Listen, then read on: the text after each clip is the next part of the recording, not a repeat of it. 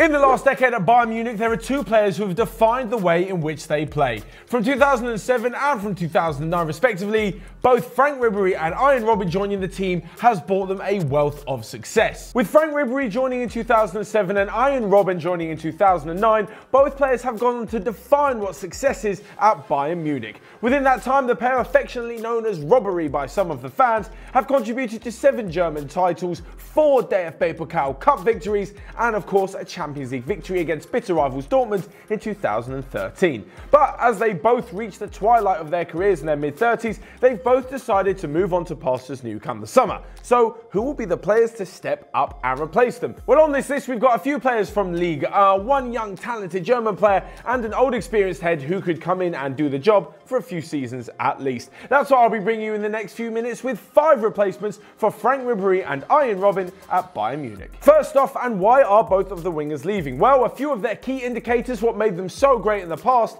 has shown that they are unfortunately on the decline. The amount of distance covered, their top speed and their amount of sprints are all on the decline within the last few years, and it's really showed on the pitch. This season, Bayern have often been accused of lacking creativity and speed when getting the ball from the defensive transition to the final third. When they do eventually get it there, Robert Lewandowski can still stick the ball away, but they're not doing it quick enough. So who can step up and fill their boots? Well, currently within the Bayern Munich squad, they've got a few good talents. However, they're always injured. Serge Gnabry and Kingsley Coman are 2 fantastic players when they're just not on the injury table. We've seen in the last few weeks how key Gnabry can be, and Coman's got the speed and unpredictability to change a game even when coming off the bench. But if these injuries take their toll in the next few years, I can't really see them having a sustained level of performance at the highest level of European football for the whole of their career. Alongside this, they've also just put in Alphonso Davies from stateside. However, he doesn't quite look ready to fill their boots yet at the tender age of just 18.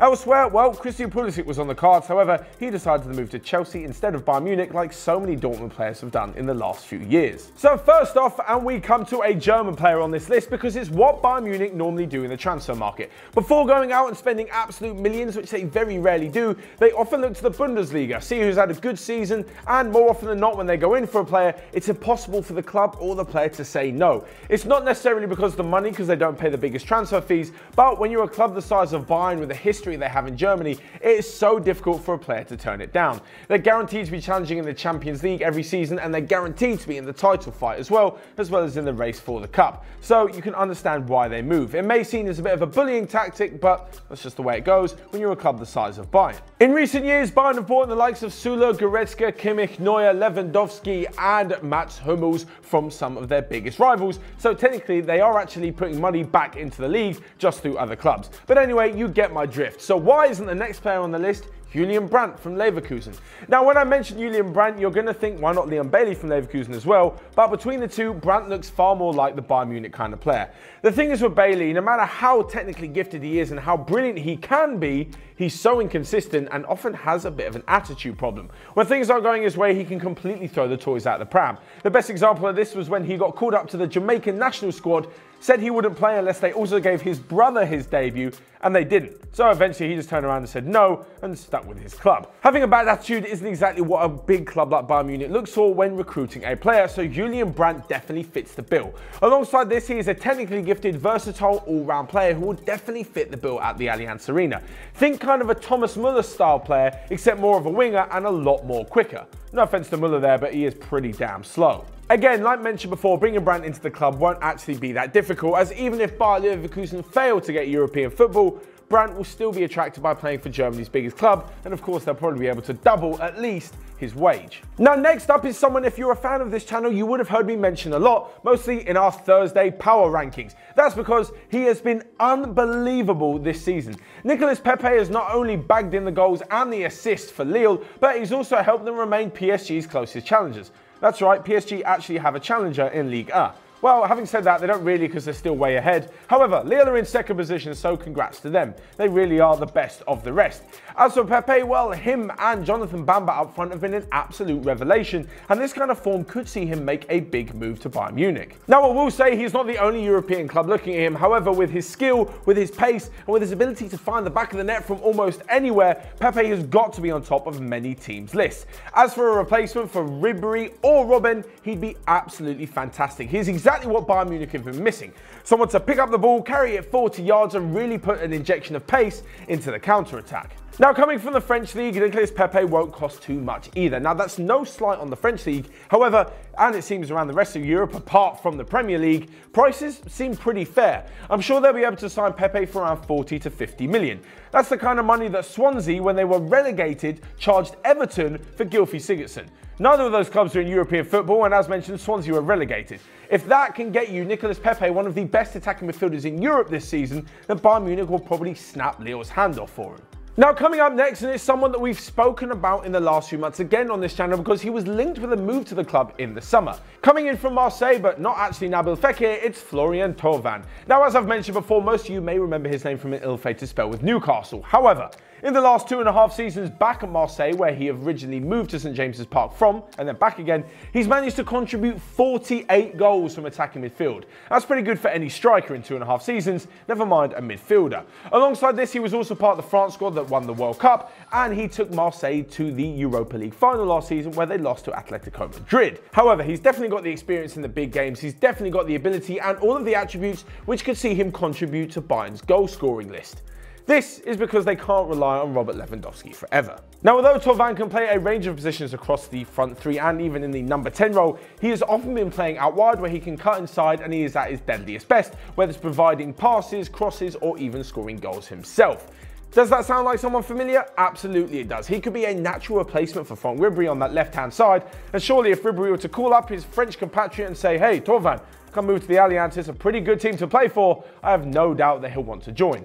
Obviously, the conversation won't go a bit like that, but I can't speak French, so you'll have to assume my translation is correct. The best thing about Thauvin is that, much like Nicolas Pepe, he is young and coming from Ligue 1, which means he won't break the bank should it come to Bayern Munich signing him. Now, the next one may seem like a slightly obvious one given Bayern Munich's interest in him during the transfer window in January. However, for those of you that have seen Callum Hudson-Odoi play more than a few times, you'll know just why the German Giants went in with 3 massive bids for him over the January transfer window. At just 18 years old, Hudson-Odoi looks a fantastic prospect, and that's probably why Chelsea want to keep him.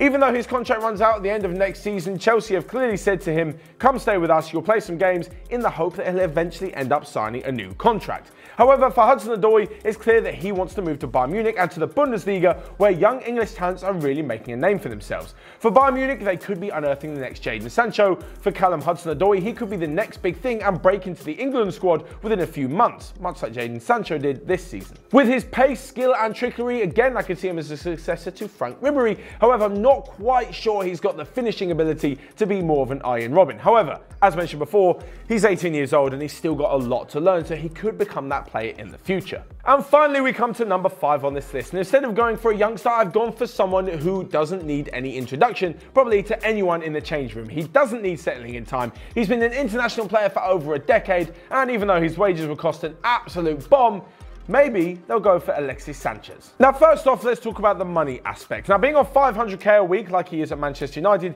is enough to put any team off any player. No less when you're a 30-year-old who hasn't really played in the last few months. Now, I can see 2 reasons why Bayern Munich would actually end up buying Alexis Sanchez. First off, from Manchester United's point of view, he hasn't really got a future there by the looks of it, and they are desperate to get him off their wage bill. As mentioned before, 500k a week is absolutely ludicrous. From Bayern Munich's point of view, well, they'll be able to spend the money that they don't really spend on the transfer fee on Alexis Sanchez's wages. I say this because Manchester United surely aren't going to charge more than 20 million. As I said, they're desperate to get him off the list, and let's be honest, anyone paying more than that for a 30-year-old is going to be expecting someone like Cristiano Ronaldo, and there's only one of him. As for Bayern, well, they can then spend that money on extra wages. Like I said, we've seen this kind of deal in the last few years. When Manchester United bought in Zlatan Ibrahimovic, they paid him so much money for a 35-year-old at the time because they didn't have to pay a transfer fee. The same thing goes this season with Juventus and Aaron Ramsey. When at his very best, Alexis Sanchez can bring speed, flair, vision and unpredictability, which makes him a nightmare to defend against.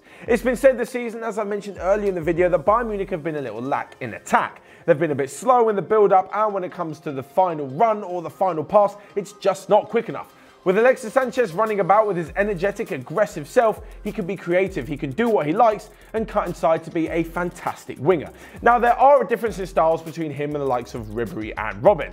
I know that both of Ribery and Robben have incredible pace, and when they do cut inside, they are fantastic shooters and can beat a man or two.